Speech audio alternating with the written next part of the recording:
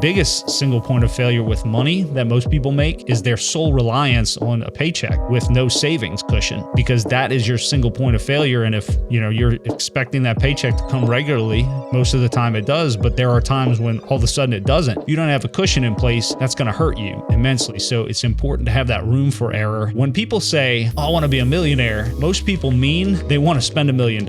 Building wealth is different. It requires restraint and self-control.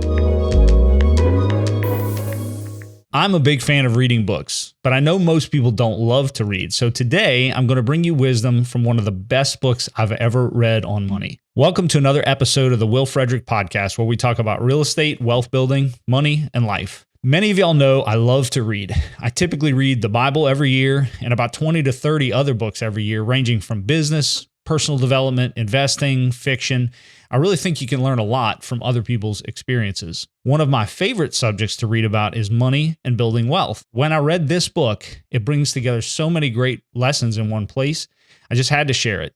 Plus, it's a super easy read. Chapters are just like 3 to 5 pages long. The book is called The Psychology of Money by Morgan Housel. Now, I really think you should go pick up a copy, but for now, I'm going to go through a few of the best lessons from the book. One of my favorite things about this book is the stories and the great quotes that are in it.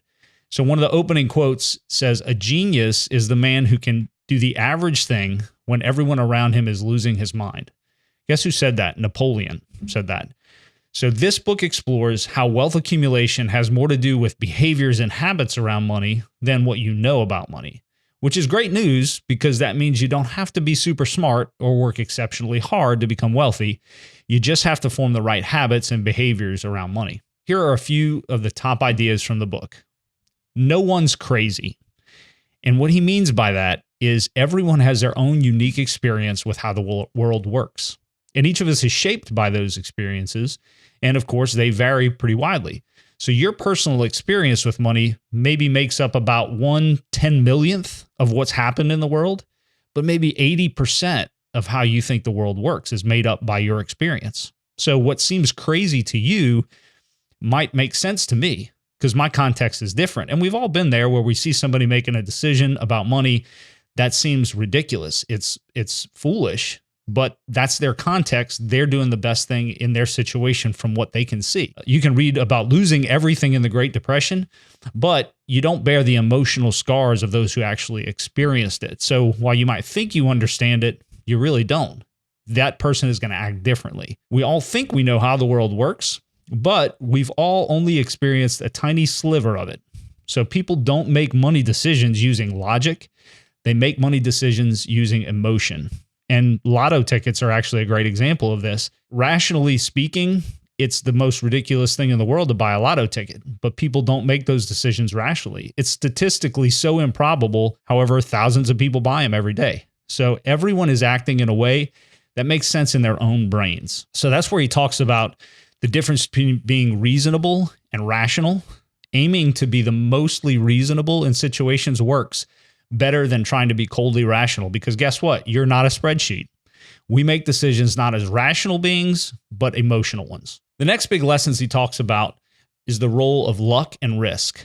So he shares a story about Bill Gates. And Bill Gates, by the way, attributes a lot of his success to being lucky enough to have attended the only high school in America and perhaps the world with a computer at the time. Most of us would say it's a little bit more than that. He puts it in like this. His buddy, Kent Evans, had a similar brainiac mind. He was involved in the computer program just like Bill Gates was. But Kent Evans was actually killed in a mountaineering accident before the end of high school. And he was unlucky in Bill Gates's estimation of it. So Bill Gates says, hey, a lot of what I've done, of course, he doesn't discount his own role in it, but he says it has to do with luck. And that's true. When it comes to risk, people like Vanderbilt and Rockefeller, they took many risks and they even broke laws building their empires. Now, those two happened to become two of the richest men on earth at the time, but they could have just as easily ended up with life sentences in prison for some of the things they did. So you have to take into account the role of luck and risk and what that plays in your outcome. Kind of going along these lines, there are lots of events that happen that are like outlying events. Anything that's huge and profitable and famous or very influential is usually the result of an outlying 1 in a million type event. Now, we tend to ignore the failures that led to the smashing successes. Failures happen a whole lot more than those successes. His point is, don't quit. There's this quote that you've all probably heard before. It's, what would you attempt if you couldn't fail? And it's meant to inspire you to like do whatever you want to do because you probably won't fail. But John Maxwell, who's one of my favorite authors, he says, what would you do if you knew you would fail, but that failure would lead to success? And I think that's a much more important question because that really explores the fact that failures often lead to the successes. And if you didn't have that failure, you would not have the success because the failure is a door to the success. So he talks about that in the book. He makes the point that great art dealers actually operate a lot like index funds. So they buy everything in portfolios. They buy the whole lot for art and index funds, and then they wait for a few winners to emerge. So a couple of pieces end up being insanely valuable and the rest of them are worthless. But guess what? That value carries the weight of the portfolio. In the same way, you fail enough, you have enough failures and they add up, and then you have a few successes and those cancel it all out. One of the cool things he says is you can be wrong half the time and still make a fortune. That's a big element in wealth building. Don't be afraid to fail. The other thing he says, don't underestimate the element of surprise. We tend to think the world is somewhat predictable by looking at history, and that can be a little tricky because things that have never happened before happen all the time. History is the study of change. Now, ironically, some use it as a map to the future, but the correct lesson to learn from surprises is simply that the world is surprising. Not that we should use past surprises as a guide to future boundaries, the future limitations of what will happen. We have to use past surprises as an admission that we have no idea what's going to happen next. Really, anything can happen. So that brings me to one of the next concepts he talks about, which is the importance of having room for error in your calculations. He says the most important part of any plan is planning on your plan not going according to plan. Keeping that margin of safety is crucial when you're calculating the return on investment on a project or dealing with any money. The more cushion you have, the better. Because the world is not governed by certainties, it's really governed by odds.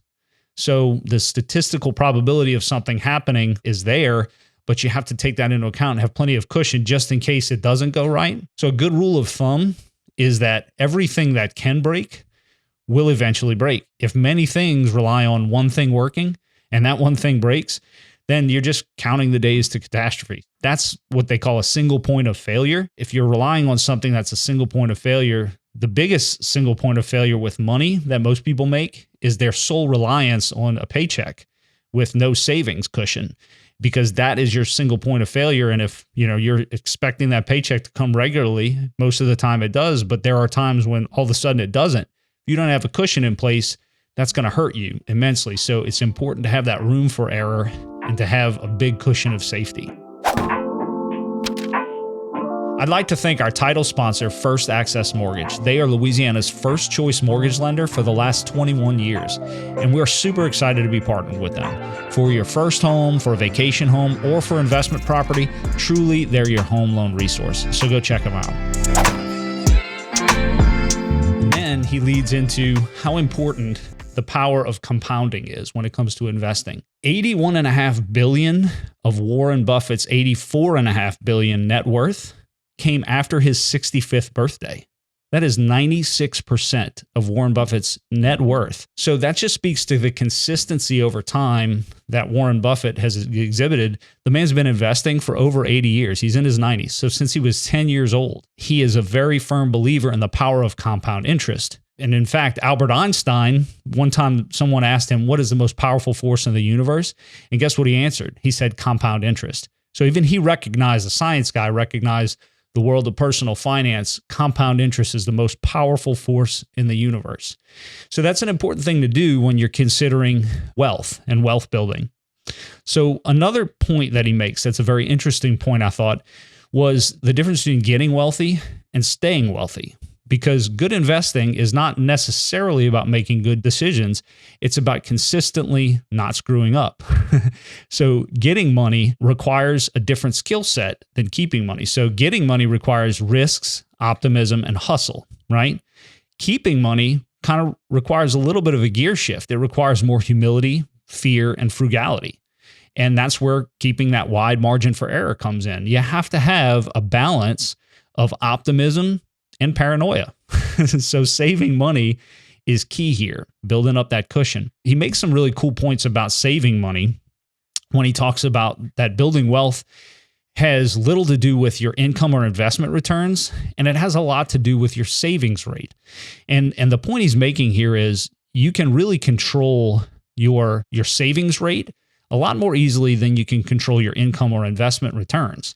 Warren Buffett, I'll go back to him for a minute. He's got a biography and it's called Snowball. And that's a very intentional name because Warren Buffett believes about money with investing that money accumulation is like a snowball. And as it rolls, it gets bigger and bigger and bigger and picks up steam, picks up snow. If you shave off a little bit of that snowball in the near term today, it's going to compound more slowly in the future. You need to preserve the size of that snowball. And Warren Buffett, oddly enough, he's infamously frugal when it comes to, he's one of the richest men on earth and he's still penny pinches sometimes. That's a big factor for him because he realizes that $1 today is worth so much more than $1 in the future because it turns into way more in the future, right? Going back to savings rate being important, that's the biggest factor you can control. And it's one of the things that matters most. He talks about learning to be happy with less money. And that creates a gap between what you have and what you want. And that gap will be your savings. And by the way, that's a similar gap to created. Most people think they got to go make more money. So if you grow your paycheck, you get that gap between what you want, what you have. And that can create savings too. But an easier way and more in control way to do that is just to become happy with less. And that way you can increase that savings rate. So a lot of times we try to impress other people with our wealth, but caring less about what others think about you will actually increase your wealth by creating opportunity to save. You won't be constantly trying to keep up with the Joneses and what everybody expects your wealth level to be. And more in savings means more control over your time. That control over your time is actually an unseen return on wealth because it affords you the flexibility. That's a great place to be because you're not forced to act and you can wait for better opportunities to come along. Speaking of caring what other people think, he talks about something that's really neat. It's called the man in the car paradox. If you see someone driving a really nice car, in your head, you don't say, man, that guy is so cool. You say, if I had that car, people would think I was cool. People tend to want wealth to signal to others that they should be liked and admired, but others will only use your wealth as a benchmark for their own desire to be liked or admired. Everybody thinks they're thinking about you, but they're really thinking about themselves. If you want respect and admiration, expensive stuff rarely brings it, and especially doesn't bring it from the people you want to like, admire you, right? So humility, kindness, and empathy will bring you more admiration and respect than horsepower ever will. Everybody thinks wealth is what's on the outside, but wealth is really what you don't see, because spending money to show people how much money you have is the fastest way to have less money, right? If you see somebody driving a $100,000 car, the only thing you really know about them is not that they're rich, but that they have $100,000 less than before they bought that car. Even if it was cash, they had $100,000, they don't. If it was debt, they had nothing, and now they have $100,000 in debt. So when people say, oh, I want to be a millionaire, most people mean they want to spend $1 million. Building wealth is different. It requires restraint and self-control. So you want to really examine that in your life and determine what is your goal. You don't want to fall into the trap, the never enough trap, right? The hardest financial skill is getting those goalposts to stop moving, because every time you make an increase, if your expectations of your lifestyle rises with those results, you're never getting ahead. There's no point in striving, because every time your income grows, your lifestyle grows and you're still breaking even, right? So you want to, going back to that, what we said earlier about kind of learning to settle for less, learning to be happy with less, because happiness is not about your income level. It's really about your internal world and what you're willing to do and what you're willing to settle for, right? And again, social comparison is a big, big problem here. You got to take a step back, assess your situation, and don't compare yourself to other people. Somebody else said, don't compare your insides to other people's outsides. Figure out what you want, then go after that. Because it's a huge mistake to fulfill other people's dreams. The last thing you want to do is get to the top of the ladder and realize it's leaning up against the wrong building. So those are just a few of the lessons I've learned from what really is one of the best books I've ever read about money, The Psychology of Money. Thank you so much for tuning in today. And if you found value in today's podcast, please hit the subscribe button. And if you think of someone who might be interested in hearing some of the ideas we shared today, please share this episode. I appreciate you listening in today to the Will Frederick podcast, where we talk about real estate, wealth building, money, and life.